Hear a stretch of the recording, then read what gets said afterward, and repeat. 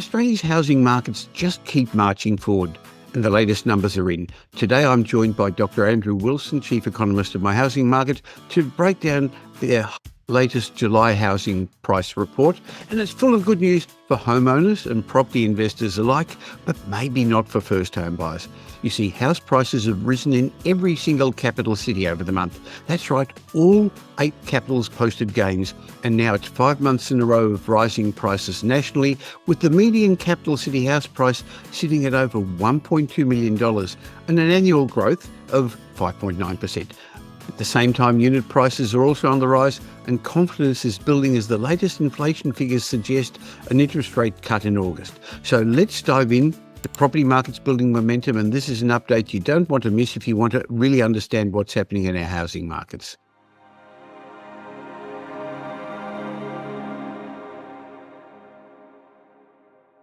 Hi, Andrew. Yeah, good day, Michael. And as you mentioned, another positive month, probably not a real surprise for our capital city housing markets for both. Well, it's not a surprise because each week in our Property Insiders chat, we talk about the market. And one of the very common leading indicators, auction clearance results, they told us this was going to happen, didn't they, the results? Yeah, they've been very strong, a particularly strong winter we've had for auction activity, Michael. We're actually seeing auction clearance rates pushing up towards 80% over the past few weeks. And of course, we start thinking about that B word when we see 80% consistent, near 80% clearance rates, and that's the word boom. I'm not saying we have a boom at the moment, but we've certainly got a lot of upward momentum in house prices. And as you mentioned, all our capital cities reported higher house prices over the July quarter compared to the June quarter. Even though one of those, Adelaide, was only up by 0.1%. Nonetheless, there is some consistency there in terms of growth and similar results for unit prices. So we shouldn't be surprised, firstly, because lower interest rates always generate higher levels of affordability, and that works its way into confidence. And that confidence eventually becomes momentum.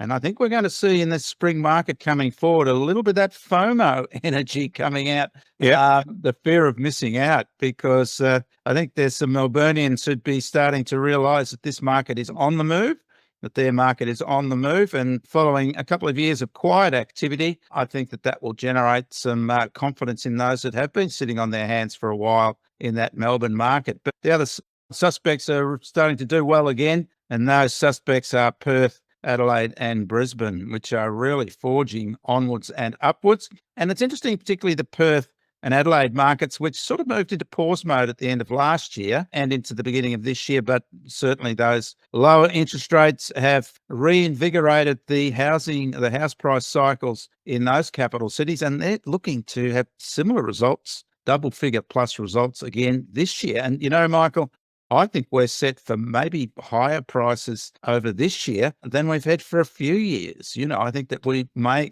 exceed what we've recorded over the past couple of years in terms of national capital city house price growth. Well, the Reserve Bank cuts of February and May clearly energised the markets. It improved affordability, but much more than that, it actually brought buyer and seller confidence out. And now, the day we're recording this, the latest CPI figures came in, and the Reserve Bank must be happy with those, Andrew. Oh, they were exactly what the Reserve Bank would have wanted. We're now starting to see some consistency with the inflation rate within the target range. Of course, the target range 2 to 3%, and underlying inflation, which is the preferred measure for the Reserve Bank, it is stuck right in the middle of the target range. And I think the interesting thing is the Reserve Bank said last month at its meeting that it was waiting for the quarterly data. It has consistently said that its focus is on the quarterly data set. It has come through now. There are no surprises there. Perhaps we have anticipated, and we've discussed it here, that when we look and focus on the monthly data, it has been showing a consistently low trend. So it's no surprise to us really that we've seen another low number. And in fact, the June number was also quite low, in fact, lower than the May number. So we've got some momentum running through on a monthly basis, which augurs well for what happens over the next period of time. And just on that, Michael, it's interesting to note that the ABS has announced that it's no longer going to run the quarterly data set for Yes, that's right. and that from November, they'll be publishing the October monthly data as the single set. There'll be no more quarterly data sets. And from November onwards, which will start with October, we will only have the monthly data set, which is good news because it was really a little archaic, backward looking, and most of other major economies do focus on a monthly inflation rate. But as I said, that monthly rate, which was also released this week, is positive news going forward for the prospects of that consistent within the target inflation rate, because again, it was lower than May. So yeah, it's almost, would we say, a certainty. We get an interest rate cut next month, but of course there are a lot who thought it was a certainty last month. Not everybody. Exactly. The Reserve Bank quarterly data looks back, and the world's changed in that time. But in a moment, I'm going to ask you to go through the My Housing Market national prices. And even though they're labelled as quarterly, they're actually not really. So if we could just explain to people, it's a month-on-month change, taking a quarter's worth of data, which gives you a much more robust baseline, doesn't it? Well, that's right. Well, particularly in the smaller markets, we really do need a robust number of observations of sales to get a less volatile type of outcome. It is just the raw data we use here. There's no seasonal adjustment per se. So some seasonality does come into it at play, but it is at the margin because we also use the compositional adjustment process that the ABS used with their previous house price series. But yeah, we take 3 months of data and then we advance it on a month-by-month basis. So this month's results are the 3 months to July, and then we compare that to the 3 months to June. So it advances month by month, but we are taking 3 months of data just to avoid some of the volatility that we see that is inherent in the monthly data sets, the pure monthly data sets, which have to be really adjusted with different types of methodologies. So yeah, look, it's been an interesting month in terms of price outcomes. The national median house price was up by 0.7% over the July quarter compared to the previous June quarter. Well, so it's over a month, really. And if you multiply that by 12, and that's not a good way of doing it, but boy, that'll be a good result for the year. Absolutely. And we had a 1% increase over the June quarter. So it's down a little bit, Michael, and that the rates of growth aren't as strong, while still very positive, aren't as strong as they were over the previous quarter. And I think that's the effect of July being a holiday month. Of course, most of July is taken up with school holidays. And that means a lot, particularly of higher priced properties. We don't have the same proportion in the marketplace because a lot of the higher end of the property market takes a holiday through July. And hence we get a little bit of seasonal adjustment occurring. But at the end of the day, it's, 0.7% versus 1%. And as you mentioned, when you annualize 0.7%, you actually get back to the annual rate of the last 2 years of prices growth. And of course, we're not accounting for another likely near-term interest rate cut, which will only accelerate prices growth, add to confidence and improve affordability. But yeah, when we look at the breakdown of the particular markets, all the capital cities, as I mentioned, recorded increases in the median price over the July quarter. Just mentioning that the annual growth rate, as you said, up 5.9% now, and as I said, likely to increase, approaching levels of last year already. Darwin, which has been a resurgent market, was the top performer, up by 3.7%. Canberra has also started to revive, as we've seen recent auction clearance rates. We've sort of been preempting that. Brisbane, Perth, consistently strong. Each were higher by 1.9%. Hobart also in revival mode, up by 0.8%. Sydney and Melbourne in slightly less terms, up by 0.3%. But just adding to that seasonality impact, Sydney and Melbourne are more likely, Michael, to be impacted by seasonal or July effects through holidays because they have a more substantial prestige market. Of course, they have the most substantial prestige markets, particularly as a proportion of the overall mix. So no surprise there. And Adelaide, the underperformer, up by just 0.1%. So that could sort of fluctuate. Annually, we're seeing the sort of same old results in terms of the leaders. Perth up 11.2%. Darwin, as I said, which has rebounded quite strongly over the past year, up by 10.6% after a lengthy period of slow growth.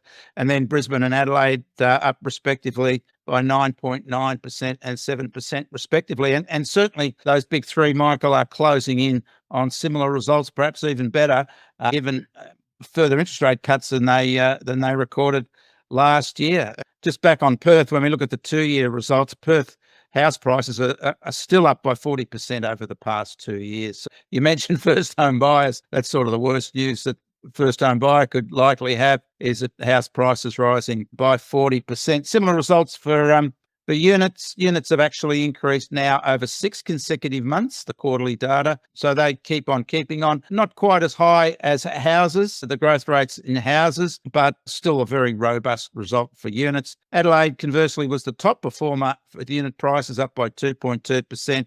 Canberra up 1.9%. Perth up 1.4%. Melbourne, which unit market in Melbourne is certainly on the rise now, up by 0.7%. Sydney up 0.2%. And Brisbane, a bit unusual for Brisbane. It was steady over the month after what we expect to see very strong results month by month, but just having a pause for over July. And Hobart and Darwin, conversely, compared to what they've been doing for house prices, moved backwards over the month, but they are small unit markets, and we do tend to see some volatility from month to month, even though we are taking quarterly snapshots. Those unit markets in Darwin and Hobart are particularly small. So and similar to house annual growth for house prices, annual growth for unit prices, Perth, Adelaide and Brisbane have led the charge. Perth up 14.5%. Adelaide up 13.5% and Brisbane up 13.3% over the years. Pretty consistent positive results there, Michael. A momentum clearly within our housing markets. We know that with the auction results that have been rising over recent weeks, despite the fact that we're in the middle of winter or coming to the end part of winter. And as we've already discussed, an increased likelihood of an interest rate cut in a couple of weeks' time, which will only act to fuel housing markets. I just wanted to remind you that this is not specific investment advice because we don't know your personal circumstances, but we're more than happy to have a chat to help you take advantage of the opportunities the current property markets are offering. So why not have an obligation-free chat with one of the wealth strategists at Metropole to discuss your goals, your options, and what you could do. We're much more than just another buyer's agent. We help you safely create intergenerational wealth through strategic property and wealth advice. Remember, property investment's a process, not an event. So you can't just go out and buy any property and hope to be successful. In fact, now more than ever, getting the right advice is critical. So if you're looking to invest in property or buy a home, go to metropole.com.au and organise a time for an obligation-free chat. You're going to find that at Metropole we're big enough to tip the scales in your favour, but still small enough to care. And since we don't have any properties to sell, our advice is independent and unbiased. Well, if we look to the rest of the year, the underlying drivers haven't changed. There's still strong migration, shortage of accommodation, generally good economy, even though there's no doubt that some people are suffering and housing affordability is an issue for some as a cost of living. But overall confidence is there, and that's consumer confidence, buyer confidence is showing up in retail, but also at the number of people who turn up for auction. And that's one of the biggest leading indicators, as we said a moment ago. They're selling each weekend at almost boom time rates. So I guess each month as we look forward for over the rest of the year, I can't see much changing. Well, we've got the spring selling season coming up, Michael, particularly in Melbourne and Sydney. That is the strongest part of the year for activity, particularly in Melbourne. So Melbourne's got a really good platform going forward, if you're a seller particularly, for increased activity. Melbourne's annual prices for units and rents are now back in the black after a reasonably sustained period where prices were lower on an annual basis. They're now both for houses and units higher than where they were a year ago. and certainly accelerating. And as we saw last week, Michael, Melbourne again recorded the highest clearance rate of all the capital city auction markets. So plenty of positivity there. And as I said, that spring market is always fertile ground for housing market activity in Melbourne. And as I said, we keep saying another interest rate cut will only put fuel on that fire. Now, first home buyers may be feeling a bit lost at the moment and dejected, but I'd like to bring some perspective to this. In the last couple of days, I've seen two separate figures that still show that first home buyers are out there. PEXA, the organisation that does most of the conveyancing online, said that there are about 720,000 transactions in the last 12 months, in the last financial year. And separately, the Australian Bureau of Statistics suggested that there was around 120 first home loans approved last year. So that's about 16% of all transactions were still first home buyers. And Andrew, the government's going to put fuel onto the fire as they allow first home buyers from January next year to be able to get into the market with a 5% deposit if they can afford the serviceability. That's right, Michael. I think some of that data is backward looking, as you mentioned. We're now into an environment where prices are accelerating. That's not going to be good news for first home buyers, because that's the nightmare for first home buyers is higher prices. It's not just higher prices, it's the fact that there's more people who are, as you said, attending auctions. And so there's more competition for available properties, and particularly more affordable properties as prices rise. So, that's not as good news as we would expect of first home buyers, lower interest rates, even though it means they'll repay less. It means they'll have to borrow more in a relative sense. But I think one of the other positives... compete with investors in the same price bracket, aren't they? That's right. And I think that's one of the positives also for first home buyers has been that we haven't seen the rental increase that we had in previous years. That's not eating into their potential savings for deposits, even though it's still quite high. We're not seeing that acceleration. But yeah, look, it's always problematic, isn't it, that lower interest rates are better for first home buyers because they don't have to borrow as more, but it means that they're going to have to pay more because there's so much more energy pushing prices up in terms of higher levels of buyer activity. Well, that's the news for this month. We'll be back every beginning of every week with our regular Property Insiders chat, and it'll be interesting in a couple of weeks to see what the Reserve Bank does, Andrew. Yes, it will, Michael.